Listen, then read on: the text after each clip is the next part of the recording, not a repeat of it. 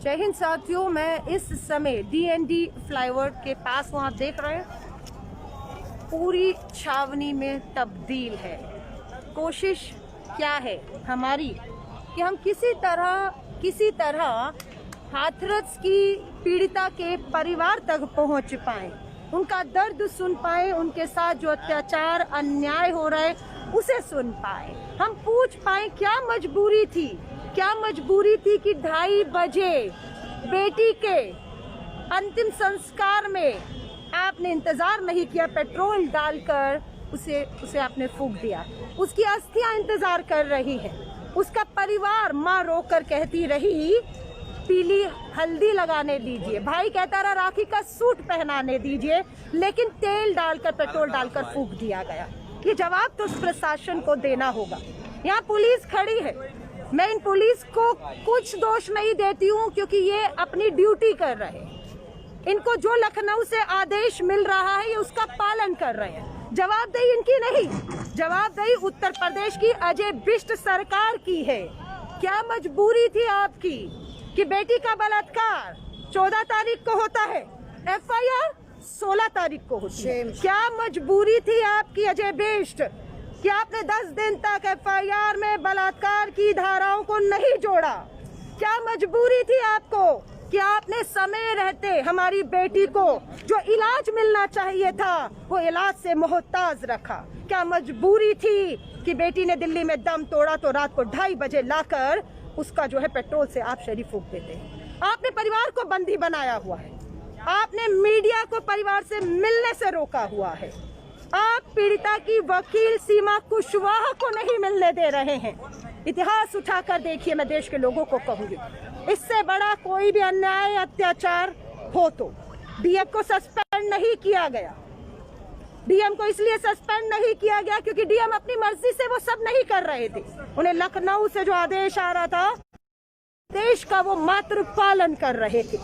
DM की अगर कुर्सी जाएगी तो अजय बिष्ट तुम्हारी भी कुर्सी जाएगी। इस पे नजर देश के प्रधानमंत्री जी की भी है क्योंकि मामला कोई आम मामला नहीं है, मामला SIT। प्रधानमंत्री जी कहते हैं अजय बिष्ट SIT बिठाओ, और जो SIT बिठाई जाती है उसमें वही पुलिस, वही ADM शामिल है जो ये कहते हैं कि बेटी का तो बलात्कार हुआ ही नहीं है।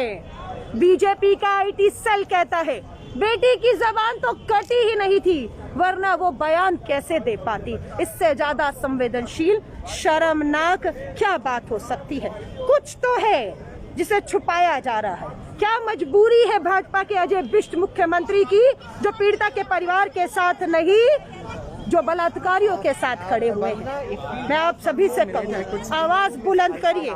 कुछ देर में राहुल गांधी जी, प्रियंका गांधी जी दूसरी बार DND से हाथरस जाना चाहते हैं। few minutes, just 1 minute, we are live on CNN News 18। जो आज योगी सरकार कह रही है कि SIT का गठन कर दिया गया है, आला अफसर लगाए गए हैं, तफ्तीश हो रही है। कोरोना के इस दौर में राहुल गांधी और प्रियंका गांधी को क्या जरूरत थी कि वो ये दोबारा यहाँ सड़कों पे आए और जो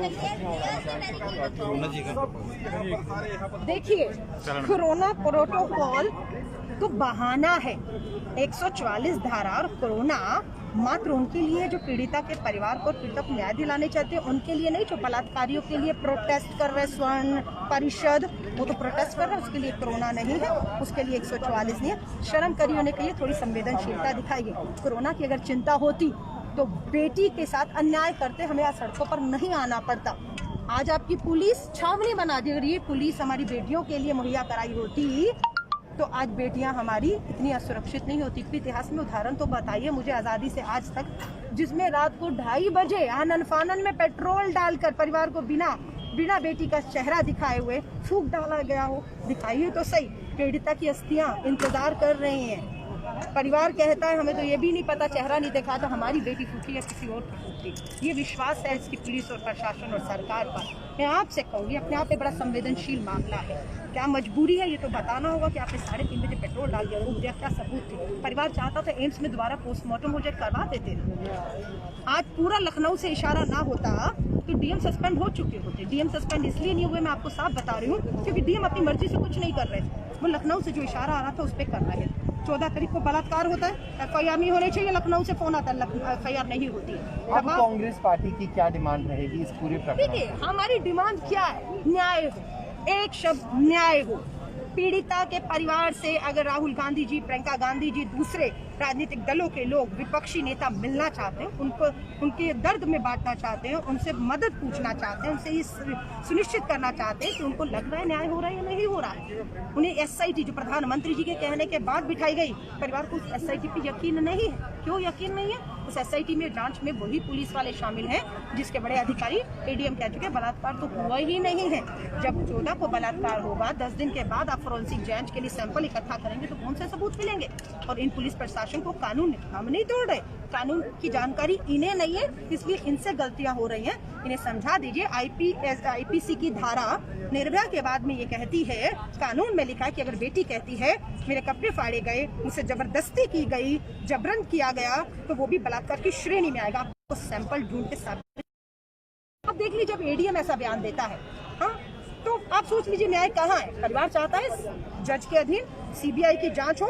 हम उस परिवार की मांग के साथ खड़े हुए हैं। हम आपसे कहते हैं कि न्याय तो करना होगा। राहुल गांधी जी पहुंच चुके हैं, पुलिस प्रशासन से पूरी उम्मीद करते हैं कि आप उन्हें अपनी गाड़ी में ले जाइए, अपनी गाड़ी में इजाजत करिए, हर परिवार तक ले जाइए। अगर आप रोकेंगे तो ये दीवार ही नहीं गिरेगी, योगी आदित्यनाथ की सरकार गिरेगी। बहुत बहुत शुक्रिया। मैं आप सभी को